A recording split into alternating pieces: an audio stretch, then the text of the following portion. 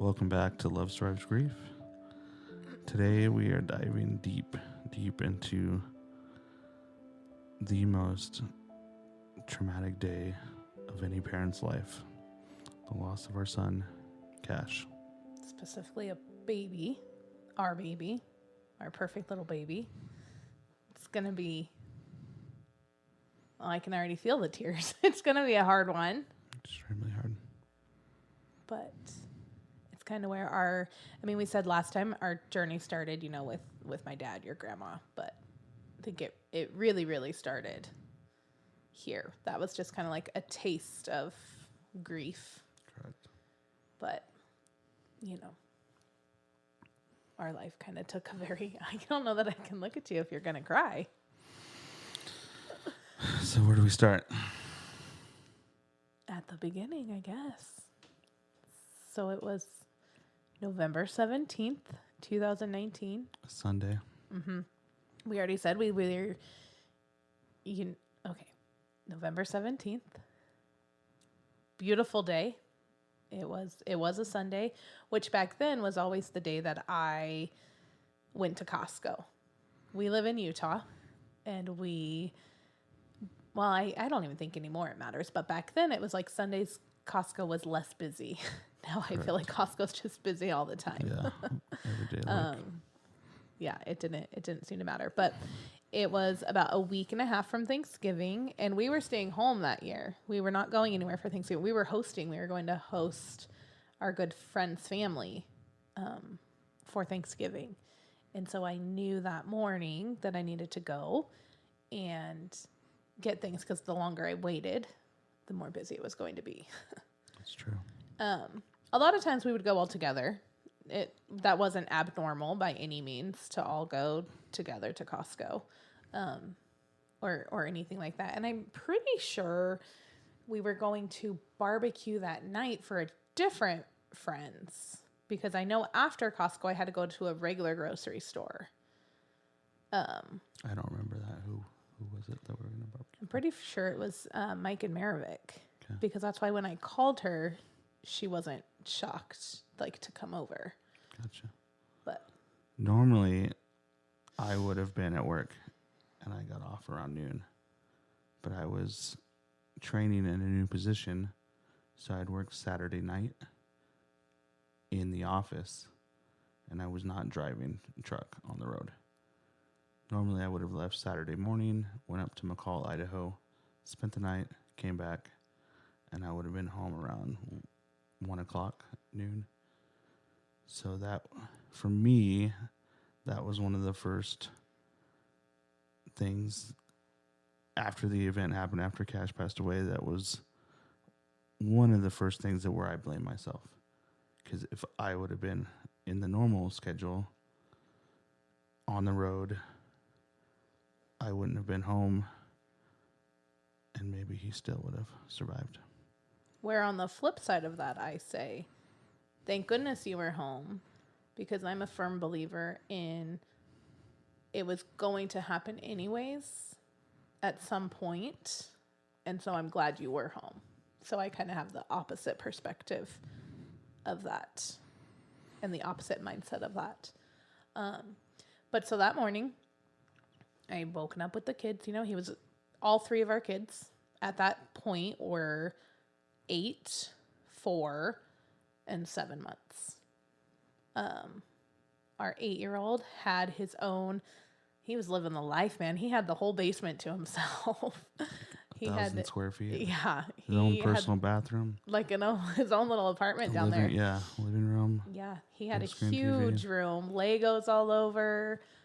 He was down in the basement, and our 4-year-old and 7-month-old were in the rooms across from us upstairs, and upstairs, because we had a traditional 2-story and then a basement, and so the other bedrooms were upstairs. But it was any other weekend. All of them slept great. They were always great sleepers. I like to think they get that from me. Great sleeper. We had woken up. I had gone downstairs, picked Cash up out of his crib, super happy, smiley, typical morning, nothing abnormal at all. Brinley, our daughter, had woken up at around that same time. They shared a wall. And so I'm sure she heard, him laughing and giggling as, we're changing his diaper and all those things and changing him into, I'll never forget the outfit that he wore. He was in gray sweatpants and a long sleeve, like a greenish color thermal onesie. Yeah. That's what I had changed him into, like out of his pajamas, had changed him into that. We went downstairs and I gave him half a bottle. He had just started sitting up. He had a huge head.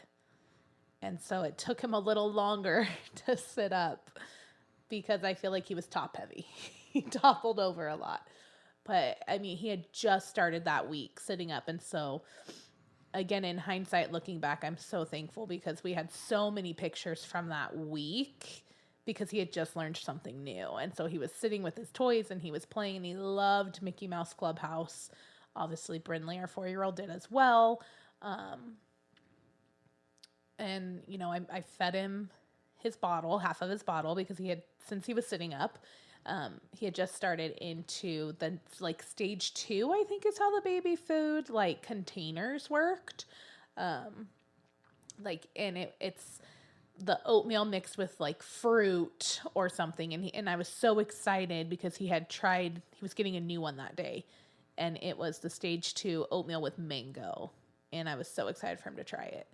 And, he finished his bottle. I set him down playing with his toys and his sister for a little bit while I went and got the baby food ready, put him in his high chair, fed him that. Like it was a typical morning, Lincoln at some point woke up, came upstairs. Nothing abnormal. No, at all. You came downstairs eventually. We all kind of hung out. Nothing playing abnormal on the ground. Nothing abnormal with his health. No, nothing at all. I mean, he had been sick prior. I believe it was your birthday. We had taken him to the emergency room because he kept throwing up, like his bottle. August. Yeah. So, I mean, months prior. Yeah, months. But nothing. He didn't have a cold. He didn't have a bellyache. He wasn't fussy. He was never fussy. Never. Anything like that. And we just all kind of hung out that morning. And I, at that point, had made the comment of, hey, I need to go to Costco. It opened at 10. The earlier you get there, the better. I can remember you asking if I wanted everyone to go, and I said no. It was a beautiful day in November, especially for Utah. And so you were going to do some yard work.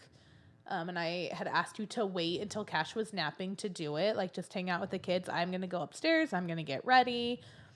And that's what I did. And you stayed downstairs, with the other kiddos. Mm-hmm. Cash stayed down with you.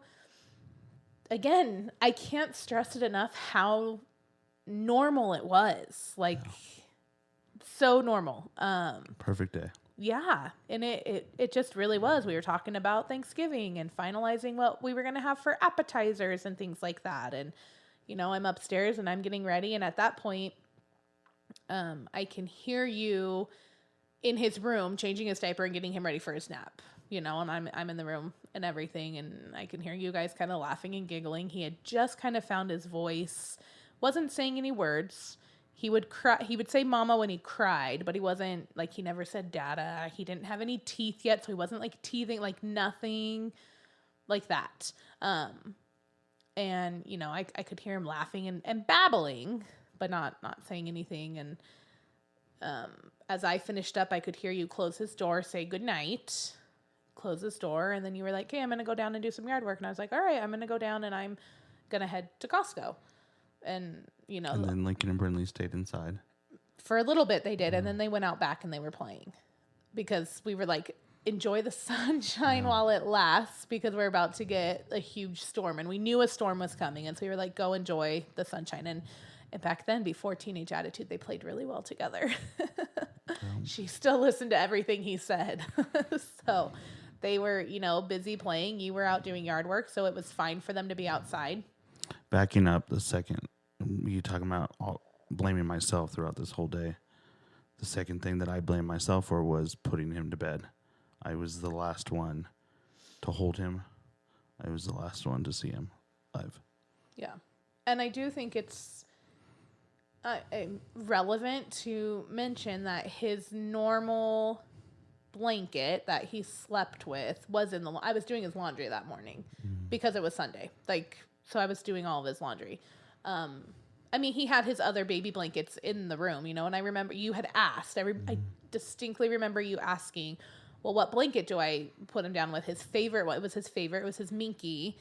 And I was like, oh, that's downstairs. Just grab the other one. And I distinctly remember that. And I want you to know I don't remember that because I blame you. But I remember like, oh, it wasn't his normal blanket. And it comes into play later when the detectives are at our house and they're asking. And I just remember saying that over and over and over again. It wasn't his normal blanket. And it wasn't his normal blanket.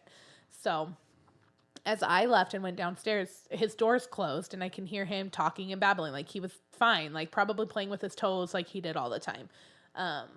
You know, we put him to sleep on his back. He had his one blanket that he always slept with. Now he could sleep with now. Prior to that, he, you know, months before he was swaddled and he didn't have a blanket, but he could roll over now. He could sit up now. He could do all of these things at 7 months. He played peekaboo all the time. Like he was able to do all of those things. So we did put his crib bumper back on. Because now we were worried about him hitting his head or putting his like feet through the rails and like getting stuck. So now that he could roll over and do all those things, it was like, okay, I can put that back on. And I remember making that decision and tying it back on and all of those things, you know, that looking back, I'm like, oh, okay. But I leave, I go to the store, and I do remember getting to Costco and just kind of feeling weird. And I don't know why. I don't know why I did.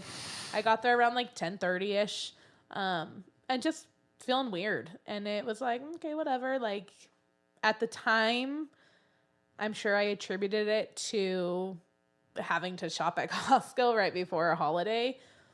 Looking back alone, now. Possibly being alone. Yeah, being alone. Because there's a lot of times we went as a family. Yes, usually we did. Yeah. And we had that like baby hammock that went on the shopping cart so he could lay in it. That was awesome. Yeah, it was real. And so many people would always stop and talk about his hair. And, or comment on the hammock. Yeah, yeah. Good time. So, I mean, you know, there were so many things going on that it wasn't abnormal. It wasn't weird at the time to feel weird or anything like that. So, you know, everything at home, fine. Again, I mentioned he was a great sleeper. Usually would sleep for like 2 hours for a morning nap. Then we'd wake him up. Usually he would wake up and one of our kids would go in and get him. Lincoln had just within like the last month been able to go in now that he could like sit up. He could get him out of the crib himself. And he was really excited about that. But anyways, I get home and the kids, I remember seeing them out back playing and laughing and stuff. And we're unloading the car and Lincoln had asked me, can I go get cash? Because I was like, oh, he's not awake yet. We have to go to, and this is why I remember that we had to go to the grocery store because I made that comment, oh, he's not awake yet. He needs to eat a bottle and we need to go to the store. And we were all going to go to the store, to the regular store. And Lincoln asked if he could go get him. And I said no, which is weird looking back now because he always got him from his nap. That was like his new favorite thing to do. And I said no. And, you know, we just finished unloading the car and stuff. And then I said, Dad's going to get him, which is very abnormal. That was not what you typically did. It was either Lincoln or it was myself. Yeah. Like it was very abnormal for me to say Dad's going to get him. And so. Because typically I help bring all the groceries in the house, but you typically organize the fridge and the pantry. Yeah. And so I do love to organize. You were doing that. So while you did that, you asked me to wake him up. And I said, I'm going to make a bottle. Yeah, feed him. And I would be the one to feed him. And I grabbed his bottle and I didn't make it. And I don't know why I didn't. I mean, now I know why. But I held it and I waited. And it was silent. And go ahead. I walked into his bedroom and he was laying on his stomach. And his head, which is not abnormal either. He loved flipping to his stomach. We would never put him on his stomach, but he loved sleeping on his stomach, like stomach side. Yeah. And his head was against the railing, but under the bumper. And the blanket was on top of him. And I remember just But I could still see his head. I was like, it wasn't covering him. Yeah. It was like up to his waist, Yeah. like a little bit above his waist. Yeah, but below his shoulders. Mm-hmm. And I could see his head, his skin, and it was not right. It was dark purple. And I just freaked out and just started screaming down to Stephanie. It was the most horrifying sound I've ever heard. And I just started yelling, call 911, call 911. And she didn't believe me at first. I didn't. I said, ha ha, you're not funny. Yeah. And I remember picking him up out of the crib, and he was just limp. Like there was nothing to him. He just dead weight, just holding him. And I met you so we had mentioned it was a 2-story house, and I was downstairs in the kitchen. I heard that horrifying sound.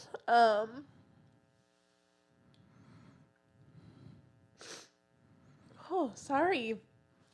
That just kind of all comes back to you. Yeah. Ooh. Like a horror movie just replays in your head. And her stairs had like 5 steps and then like a landing, and then they rotated the direction of them. And you were standing at the top as I turned, and I could see his limp body. And you just screaming. And I had my phone in my hand, and I remember shaking, and it was the hardest 3 numbers to call.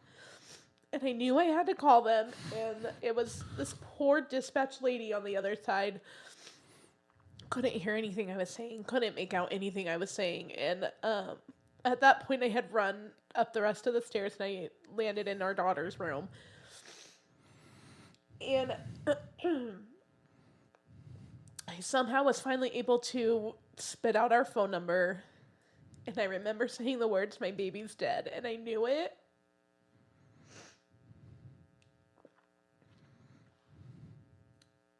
And the dispatch lady just saying, "Don't say that, Mom, don't say that." But I knew it. I knew it in my heart.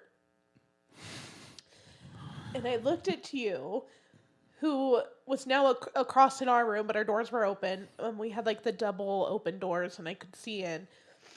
And I said, "Holy shit, I have to do CPR on him."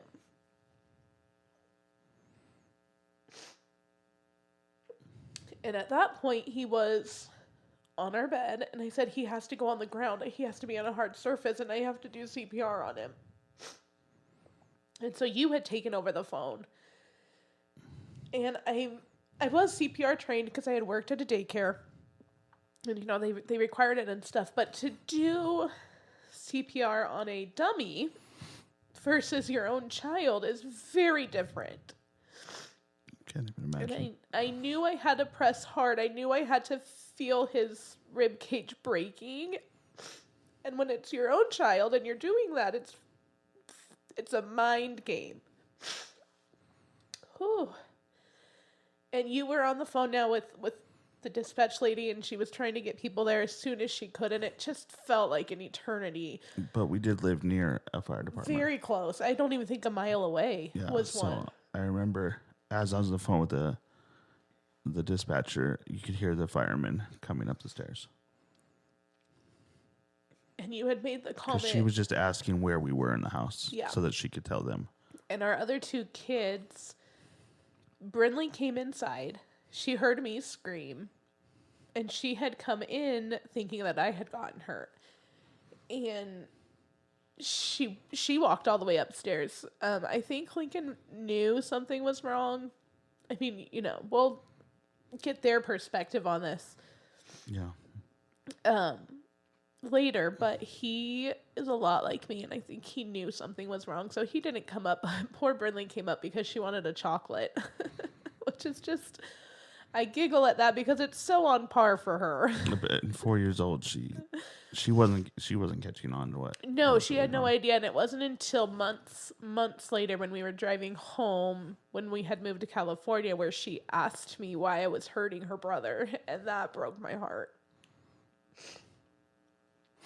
Because she saw me doing CPR on him. And I can only imagine, as a 4-year-old, watching your mom over your baby brother pushing on him, like I can only imagine what her mind saw and interpreted that as. And our minds are amazing things, and they shelter you a lot, and they're a great defense mechanism. So for her to interpret that, that broke my heart. But you had made the comment as I was doing CPR, his color's coming back, and I remember yelling at you and saying, no, it's not, that's just my breath going in, because I had looked down at his feet and they were purple, and I knew when I saw him at the top of the stairs. I said it out loud on the phone to the dispatcher. I said it numerous times in our room. Like, I knew. I knew as soon as I picked him up out of the crib. Yeah. And, finally I believe it was the fire department got there first. And I'll never forget the guy. He was a very short, older man, and he yanked me off of him. And I yelled at him, and I said, let me at least close his eyes. Because his eyes had been partly open still. I said, let me just close his eyes. And he pulled me away as I went, and as I closed his eyes. And then they didn't want us in the room as they were doing whatever they were doing, and we were very quickly shoved into a different room, which ended up being his nursery. And I don't think they knew. I think they were under the impression that he was found in our room, because that's where we were, because we had moved into our room. Yeah.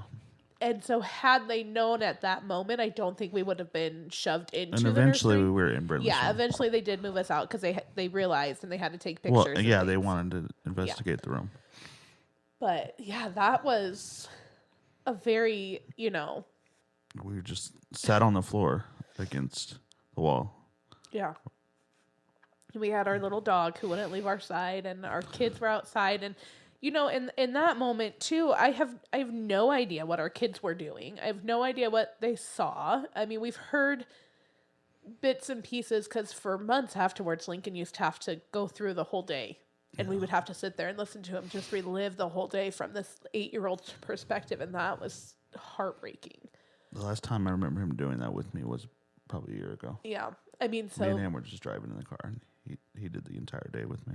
If he still to this day, if there are sirens, and a lot of them in a row, he'll go back to that day and he'll start talking about it. And I'm just like, oh, and it's like, brace for that, because I have to be his sounding board. But, that's always really hard to say, and have to, not that we don't relive it every day, because it does, parts of it replay in my mind every single day, but I just think hearing it from your child's perspective, it just hits very differently. And to see his emotion with it. Yeah. And as he's gotten older, how he's processed it differently, or has remembered different things and things, we, I mentioned that I worked at a gym daycare, and one of the amazing families that was there was a police officer.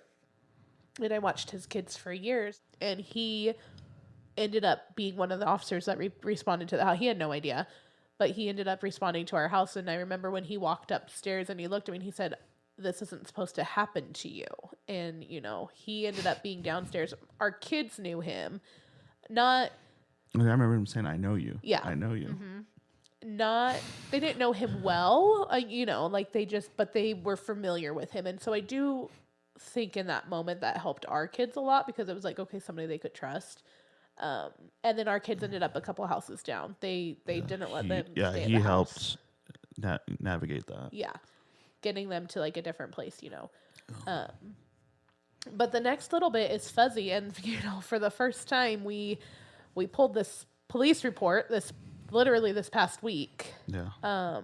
Because the next little bit got, for me, kind of fuzzy. Also, I mean, this is a 12-page report. Like, this is very thorough. Because we were just stuck in the room for hours. Yeah. And shock. It didn't feel like hours to me. I don't know for you. How many hours total was it? You think 4 or 5? Oh, man. I don't even know. I don't feel like we went down until like almost 6. So at this point, I called 911 at 12:11, and that time will always stick in my mind. I did call it 12:11. But yeah, so we're shoved into the nursery, and I neither one of us have family in Utah at that point. Or I guess my brother had just moved there. But again, not super close. We had talked about that in the last episode. I wasn't super close. But we had really great friends. Really, really great friends. And I remember so many different medical personnel and officers, and not necessarily knowing who was who or what department they were with, because they all just kind of meshed together. Yeah. But just so many people coming up and going down, and coming up and going down, and coming up and going down, and then going in and out of our room where Cash was, and we were never allowed back in there. And they always closed it right behind them. And so nobody was telling us that he was officially dead. We both knew it. Yeah, of course. But nobody was saying, hey, this happened. They were being very respectful, very quiet, all those things. But again, as the door opened and closed, and I remember asking one of the ladies that had come up, I said, is somebody in there with him? Because the original guy that had pulled me away from him left. I watched him walk out, and I said, is somebody in there with him? I didn't want him in there alone. And she said, yes. Just all those little things. And we're shoved in that room, and I was just like, that's not his blanket. Because I asked you, why was that blanket in his crib? I was like, what? Like, it's almost like I had forgotten that I was washing it. And I was like, that's not his blanket. That's not his blanket. Why is it that blanket? Why is it? And it was just a buffalo plaid blanket. I mean, it was totally fine. It was one that was in his room all the time.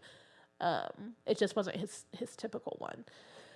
And then they asked us if we could call anyone, and poor Beth.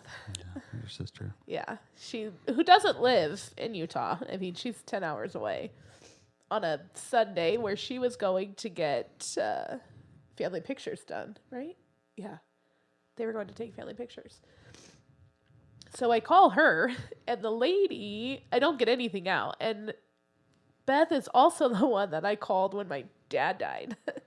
Or tried to say, hey, he passed away. And so this is the second time that she's getting a very frantic call from me. And the lady grabbed my phone, and she ended up hanging up. I don't know if she hung up. I don't know if she needed somebody local. I don't know if she was trying to get a hold of our family friends that ended up coming to get the kids. I don't really know why she grabbed it and hung up, but she did. And so Beth called me back. And I didn't realize it at the time, but I was on her car speaker, and everyone was in the car. Her husband and 3 kids. Yeah. Who we are very, very close to. And so her kids, who are, also young. I mean, she had a teenager at that point, but her youngest and our oldest are the same age, are hearing all of this unfold as well. And I just felt so terrible when I realized that. But they couldn't understand me. She heard me say it, but I don't think it processed in her mind either, and her husband grabbed the phone, who I've known since I was 11, 12 years old.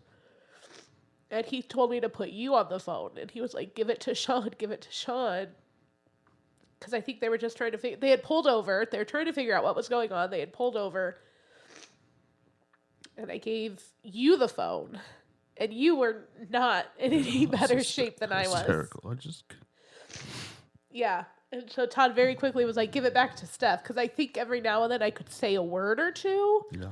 And I don't think we're able to say it out loud yet. And I knew I had to.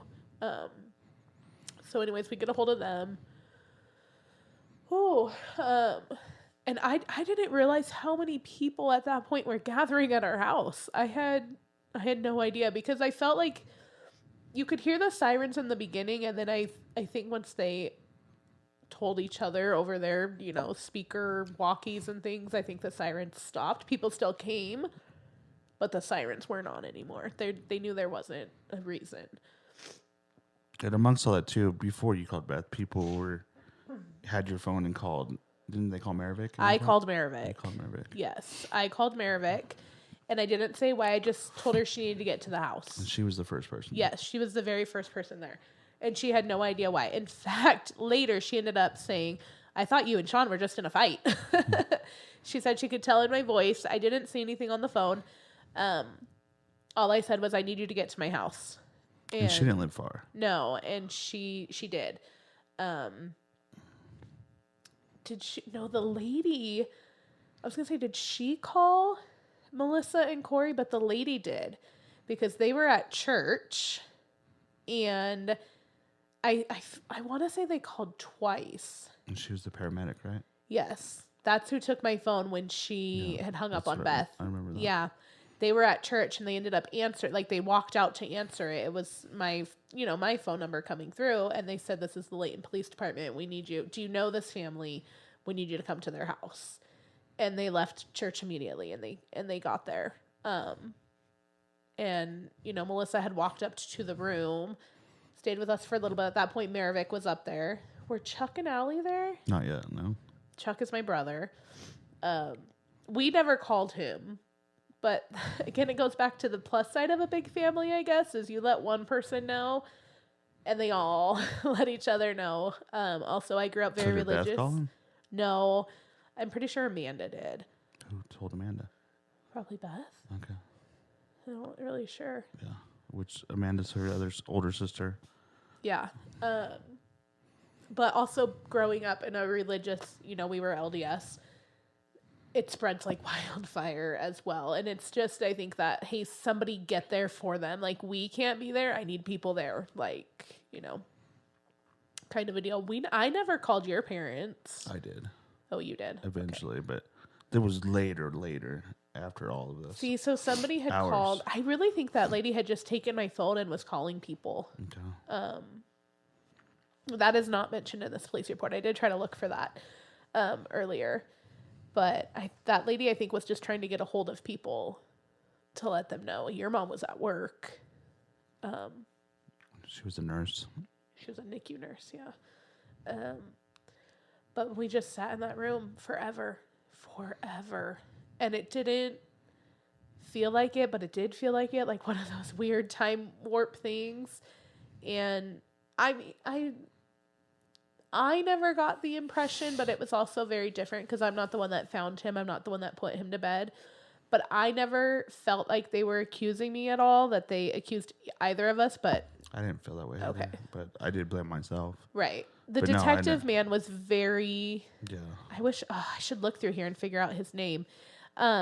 They had us go through what had happened when I put him to bed and when I woke him up. And... Well, that whole morning, they had us go through the whole thing. Because they were trying to find the baby food, because I had mentioned it was a brand new one. They were trying to find that. Yeah. They made the comment. It's even noted in the police report that the garbage had already been taken out. The house was very clean and organized, like almost to a fault where they couldn't find. But they were the manner they questioned us was very professional, and they were I felt respectful. Sensitive. They were very sensitive to us. And I really do feel like that poor detective man was very sweet. Thank you, Layton PD. Yeah, this was all Layton, Utah. I never felt, like I said, judged. I never felt anything. In fact, I remember after they had moved us, they made you walk through. They had me leave the room first. Correct. And you had to stay. And they were questioning because you had like a Gatorade bottle that you had dropped, obviously, when you found Cash.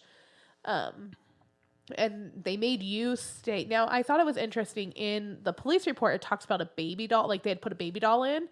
Was that in there? Like, did you have to walk through with the baby doll? I don't remember that. Okay. Yeah, I don't remember that at all. I just remember putting my hands in the crib and showing them, pointing exactly where he was. To the different spots. Yeah. And they had me leave the room before. They had already put me over into Brinley's room. So that was the only time we were separated. But when I was over there, I wasn't quite, like, nobody was with me. Yeah. And it wasn't very long. No. Not even 20 minutes. No. 15 minutes probably. Yeah. And I think it was just hey, let us get this down. Yeah. And that just documenting everything. That is where... Very thorough. They realized, right before then, he wasn't found in our room. Yeah. And that's when they were like, oh, we've got to get you guys out of this room. Yeah. because we've got a document in here. No, that's Because even in this police report, it talks about how they were taking pictures of everything in our room, Yeah. of the closet, of the bathroom, Yeah. of everything in ours, because they had that swapped. Yes, that is They correct. didn't, because like I said earlier, we had moved him to our room. And Because, so I mean, we didn't really go through the entire story of what happened until the detective showed up. I don't remember telling the firefighters, paramedics, or anybody. yeah, I just remember how, what, or when. screaming constantly for Yeah. my baby Yeah. and just saying that. Yeah, just Just in shock, constantly. in complete shock. Yeah. At one point, like I said, my brother showed up. He came upstairs. He sat in that room with us. Yeah. I mean, in Cash's room for hours. He didn't say a single word. He tried to put a blanket on me at one point. I do remember that. I think because I was shaking, but I wasn't cold. It's just your body's reaction to everything. But him and Maravik stayed in that room with us the entire time Yeah. until we were moved to Brinley's room, because then they had everyone go downstairs. But yeah, we were in Brinley's room. You had walked through everything, and then I remember the detective coming over and asking if we wanted to go in and see him before they moved him. Do you remember that? Yeah. And he walked through and he said, "Oh, I won't forget it." He was a dad. He might have even said he was a grandpa, but he said, "I would not want to see my baby like that." And he warned us. And I chose not to. Same. And he just said, "Think of the happy times. You're not going to want to see him like that." And I felt guilty for not going out. And then he asked us very respectfully, very, very respectfully. I really am thankful for him. Because he asked, or he was going through the procedure of how normally, they bring up like the stretcher and the bag and everything. Because the medical examiner was there now. But he asked if we would let him carry him downstairs. And he said he would have his officers, I don't know if you remember this or not, line the stairway so that nobody downstairs could see him. Yeah, I do remember that. And I didn't realize who was downstairs. I was like, who's downstairs? Like Chuck and Maravik? That's all I was aware of. But he was like, "I'll call my officers back up here and they'll line the stairway if you would have me carry him downstairs." And of course we were like, I mean, do we have another option? What's our other option? And that's what we did. And he very respectfully carried him out. He told us to stay in the room, in Brindley's room, while he grabbed him. He double checked we didn't want to see him. Nothing was rushed. He told us numerous times, "Take all the time you need, take all the time you need. When you're ready, I will walk him downstairs. When you're ready, we'll line it so nobody sees him." And that is eventually what we ended up doing. And then I remember hearing the front door shut and looking at each other and saying, "Now what?" Because it was very quickly this sudden reality. It was like that frozen time warp was now unfrozen. And now we have this reality we have to face. And our kids still had no idea because they were gone. Yeah, we hadn't talked to them at all. No. And we had asked that Melissa and Corey not say anything. And I do think they had told their kids. Yeah. But we asked that they not say anything. And obviously, they were very respectful and followed our wishes on that. So then once Cash left, When we walked downstairs and there was a room full Well, of no, people. but I remember going back to our bedroom. Oh, I didn't. I went Yeah, straight downstairs. I went back to our bedroom, and I had been outside all day. I did none yard work, so I needed to shower and just change. And I wasn't ready to face who was downstairs. See, and I walked straight down, and I thought I was going to walk into Maravik and Chuck, and there's a room of like 20 people, and it was so humbling, I guess. It was people from my childhood that had moved to Utah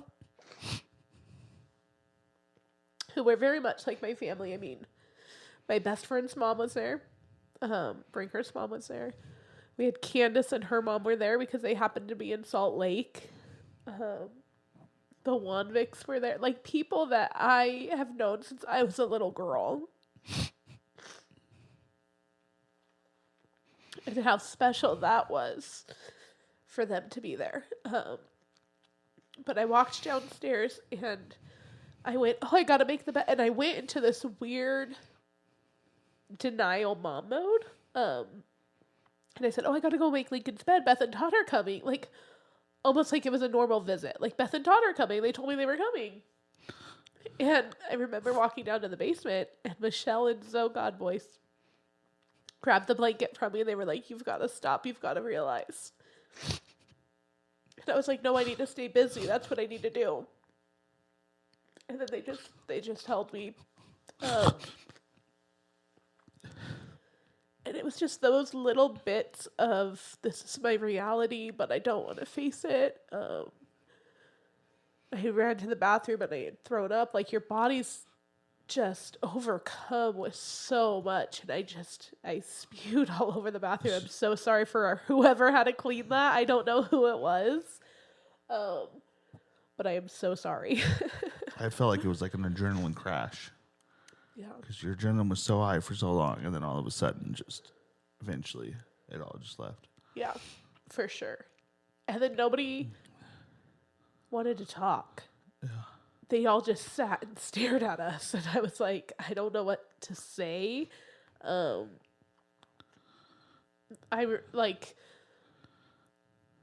We sat on the couch for a while. They had ordered food for the kids.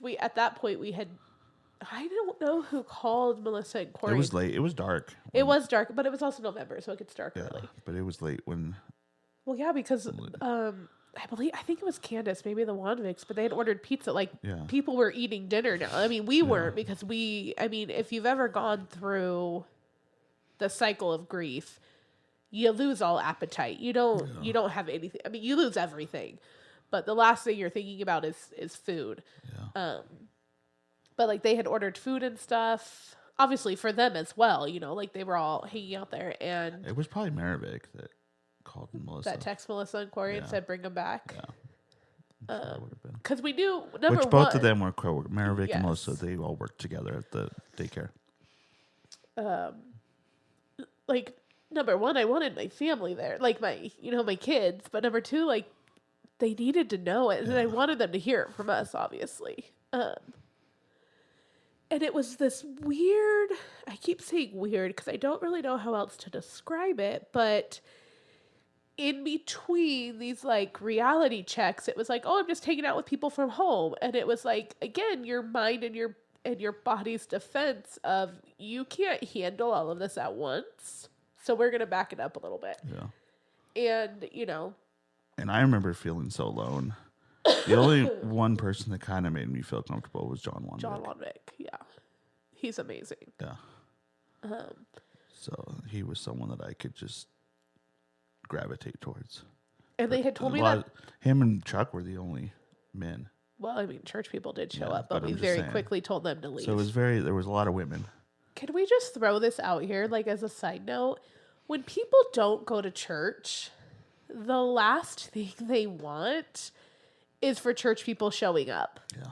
Like, it is such special's not the right word. A tender moment that I don't need a stranger coming in, and then a stranger coming in saying... There was two of them. There were two of them. They always travel in twos. I know, but complete strangers. Yeah, complete strangers to us. Never seen this man before at all in my life. And I only remember one of their faces. I'm pretty sure it was him and like his son. Like, his poor son is dragged along to this. No, he was older, but he was a lot younger than the other one. But just them saying, well, God has a reason. Like, I cut him off, and I'm like, do you want us to pray for you? Or bless it? Like, no. Yeah. I want you to leave my house. That's what I want. You are no one to me. goodbye. If I want you, I will reach out to you. Like, it's the last thing. And it's just so tacky that, and I apologize to religious people out there, but just know your place, know your place. But anyway, and I say that because they had left right before our kids got there, because we were now sitting in that very front room. And our kids walked in, and I don't remember who I looked at. And I was like, it might have been Maravik. And I was like, here it goes. I have to go tell them. And that was terrible. You were no help saying that. Although not right now, but typically I don't show emotion, and you do. And so you were a ball of mess, rightfully so. I say that with all the love. We're both sitting on the couch. So I know we both were holding, like they were sitting on our lap. Yeah, I had Bradley, and I think you had Lincoln. Okay. Yeah. And that's when the first time I realized that Lincoln thought I was hurt. He was like, I heard you scream. I thought you were hurt. Like, are you okay? So he thought I was hurt this whole time. Yeah. And he had asked if Cash was upstairs sleeping again. And we were like, no, he's not. And that was terrible. Brindley, I don't think truly understood, but she saw our reaction. She saw her big brother's reaction. And, everyone that was there, it was so respectful. They had stayed in a different room while we were talking to our kids and stuff. And Lincoln screamed. And just so terrible. And we were like, Beth and Todd are coming. And because I knew my kids would feel better, as better as you can feel, but with Beth and Todd there. Comforted. Yeah, there you go. And yeah, then we just had to kind of go through it with him. They didn't want details then. We didn't give them details. I just remember saying, no, he went and he's with God now. And I said that to them. Lincoln definitely took it the hardest. Brindley was in shock, and it was hard for her to process. Yeah, I don't think she fully understood. But Lincoln definitely was processing it. Because that was our kids' first experience. Lincoln was 2 when your other grandpa had passed away. So, Brindley had not been around anyone that passed away. Which most 4-year-olds aren't. But, and I kept asking people now at that point, where Beth and Todd. I knew they were coming. As soon as they could. And I do feel like they got there in record time. Yeah. They flew from Sacramento? I think Oakland. Yeah. I think Oakland. Into Salt Lake. And then, they get there, and she's the oldest of all of us. And my saving grace in so many situations. So it's...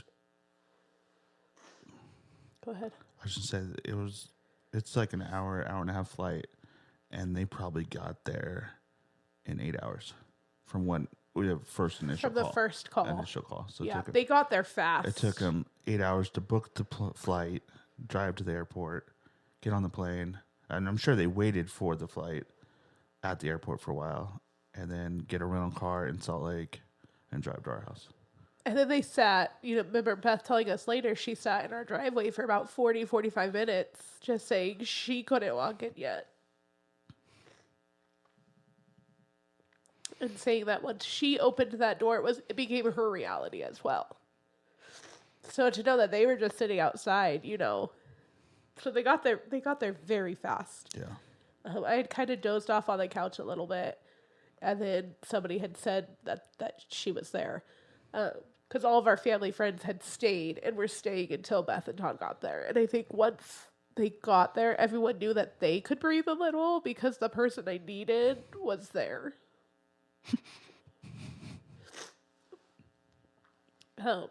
Which is very much so true.